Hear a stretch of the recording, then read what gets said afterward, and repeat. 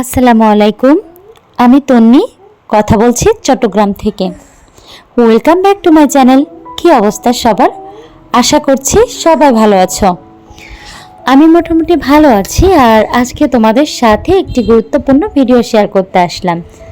আর সেটা হচ্ছে আমি আমার এই ছোট্ট ড্রেসিং টেবিলটা আর ড্রেসিং টেবিলের সাইডে থাকা ছোট ভ্যানিটিটাকে কিভাবে গুছিয়ে রাখি, দুই রাখে কিভাবে গুছিয়ে রাখি আমার জিনিসপত্র, দুই রাখে কিভাবে জুতা রাখি, সেটাই আজকে আপনাদের সাথে শেয়ার করব।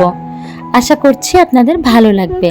আর যদি ভালো লাগে আমার চ্যানেলটিকে সাবস্ক্রাইব করতে কিন্তু ভুলবেন না। তো চলেন আপনাদেরকে সাথে নিয়ে সব কাজগুলো শুরু করে দেই।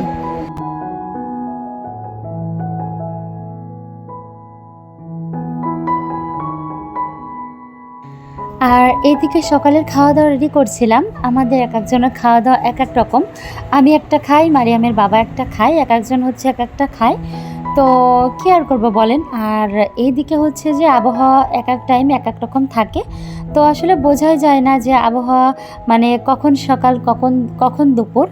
আর আমার এই সাইডটাতে আলো একটু কম পড়ে, মানে আলো স্বল্পতা। তো এই জ্বালাই হচ্ছে যে আমি তো মরি, সেই সাথে আমার হাজব্যান্ডকেও মানে মরতে বাধ্য করি। আমি তো মানে বাসার ক্ষেত্রে আমার এত বেশি ডিমান্ড। আর প্রথম ডিমান্ড হচ্ছে আলোওয়ালা একটা বাসা, যেটা আসলে আমি সচরাচর খুঁজে পাই না। অনেক কষ্ট করে ঢাকায় একটা মনের মতো বাসা পেয়েছিলাম, তবে আমার আসলে কপাল খারাপ, কিছু করার নেই। তো যাই হোক, এদিকে হচ্ছে একটু ডিমটা ঝুরি করে ভেজে নিলাম, পান্তা ভাত আছে ওইটা দিয়ে খাওয়ার জন্য।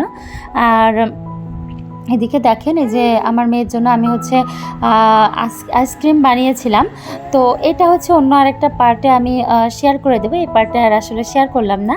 আর কিছুটা গরুর মাংস ছিল আর একটু ঝোল ছিল। অনেক বেশি তেল হয়ে গিয়েছিল মাংসে, তো ভাবলাম ওইটার মধ্যে ঝাল পেঁয়াজ দিয়েছি, সমস্যা নেই। হ্যাঁ, ওইটার মধ্যে হচ্ছে আলু দিয়ে ভাজি করে ফেলি, কারণ পেটে একটু সমস্যা হচ্ছিল এই গরুর মাংস খেতে খেতে, এই জন্য ভাজি করে নিচ্ছি।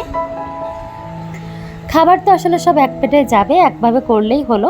তো এই তো আমি কিন্তু খাওয়া দাওয়া শেষ করে ওই দিকে মোটামুটি কাজকর্ম সেরে এই দিকে আসলাম। ভাবলাম ড্রেসিং টেবিলটা একটু ক্লিন করি। আসলে ড্রেসিং টেবিলটা বেশ কয়েকটা দিন মানে কয়েকটা মাস খুবই অনাদরে পড়েছিল। তো ভাবলাম, কারণ ভেবেছিলাম যে নতুন একটা ড্রেসিং টেবিল নেওয়ার ইচ্ছা ছিল। আর টাকা পয়সাও সেই অনুযায়ী গোছানোই ছিল। তবে অসুস্থতা আসলে তো বলে কয়ে আসে না। বিপদের মালিক একমাত্র আল্লাহ তাআলা, এবং বিপদ থেকে উদ্ধার করার মালিকও একমাত্র আল্লাহ তাআলা। তো টাকা পয়সা আসলে ওই দিকে সব চলে গিয়েছে, যার জন্য আমার আর সাধের ড্রেসিং টেবিলটা আনা হলো না। তো ভাবলাম যে এটাকে ফেলে রেখেছিলাম, তো এখন এইটাকেই হচ্ছে একটু আবার ঘষা মাজা করে পরিষ্কার করে নেই, যেহেতু এটার সাথেই আমার সংসার করতে হবে, কিচ্ছু করার নেই।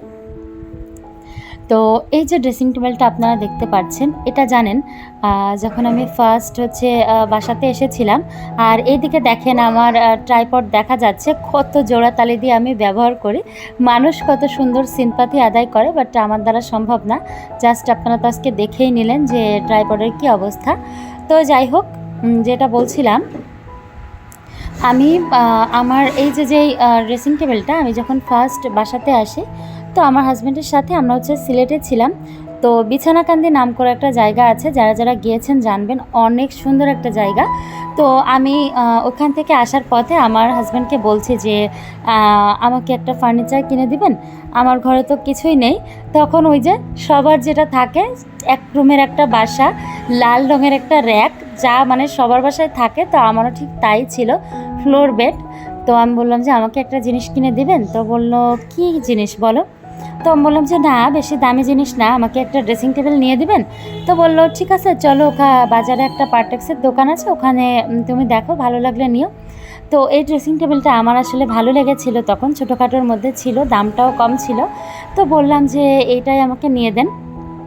তো সেটা আমাকে নিয়ে দিয়েছিল। তো তখন থেকে এখনও পর্যন্ত এটাই ব্যবহার করছি। এটা এত ভাবি যে বাদ দেব, তো এটা না মানে কোনো না কোনোভাবে আসলে থেকেই যায়, বাদ আর দেওয়া হয় না।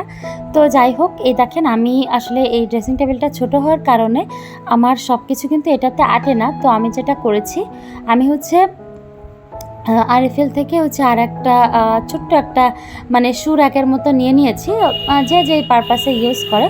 তো আমি নিচের 2টাতে হচ্ছে জুতা রাখার কাজ করি, আর উপরের 2টাতে আমার বাচ্চাদের জিনিসপত্র রাখি। অনেকে আছে দেখবেন নিজের জিনিসের সাথে হচ্ছে বাচ্চার জিনিস রাখে, তো এতে করে দেখা যায় যে বিষয়টা আরও বেশি এলোমেলো হয়। তো বাচ্চার জন্য কিন্তু অনেক কিছুর প্রয়োজন হয়, যেমন বাচ্চাদের ডাইপার লাগে, বাচ্চাদের টিস্যু লাগে, তারপরে অনেক কিছু লাগে।